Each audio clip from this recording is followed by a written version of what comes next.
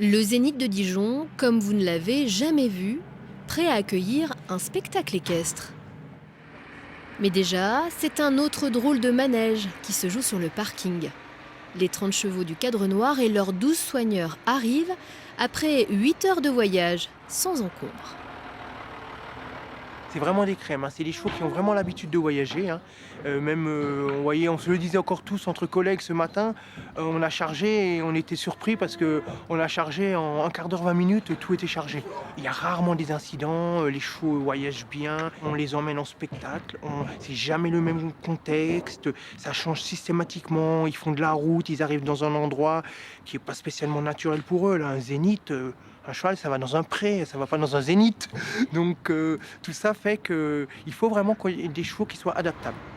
Les écuyers arriveront plus tard, seul l'un d'entre eux est déjà sur place. Et pour cause, ils s'occupent de la coordination quand la troupe est en déplacement.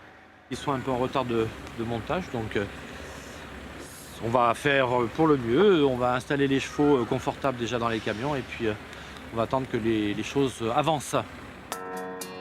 Un chariot élévateur est en panne. C'est le grain de sable qui vient enrayer une machine bien huilée.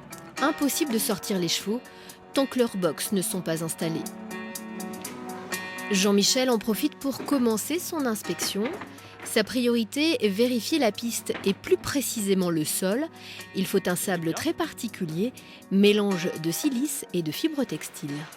De cette qualité dépend tout ce qui va se présenter. Il faut effectivement que le sol soit suffisamment ferme et souple à la fois pour que les chevaux aient de bons appuis et puissent se déplacer ou sauter ou faire des cabrioles dans de bonnes conditions comme à Saumur. Et là, ça donne quoi? Le sol est excellent. Un point positif, en revanche, l'attente se poursuit pour les animaux et les hommes.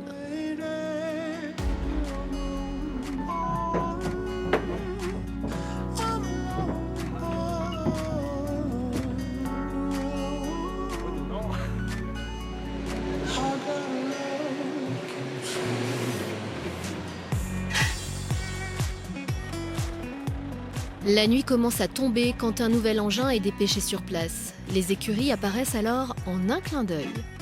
Avec 2 heures de retard sur le programme, les soigneurs peuvent enfin rentrer en action. Chacun sait ce qu'il a à faire et tous ont à cœur de sortir le plus vite possible les chevaux des camions. Pour les bêtes, c'est un périple de plus de 10 heures qui s'achève.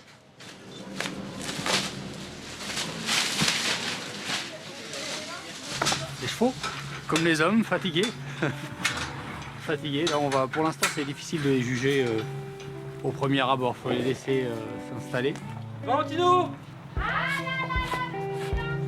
chez vous? Ah bah c'est écoutez, bon.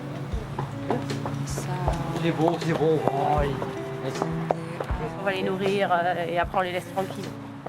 Qu'ils aient à manger, à boire, qu'ils aient pas froid ou pas chaud en fonction du temps.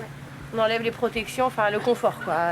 Ils arrivent qu'ils aient tout confort pour pouvoir se reposer, se remettre du voyage et qu'ils se reposent, voilà.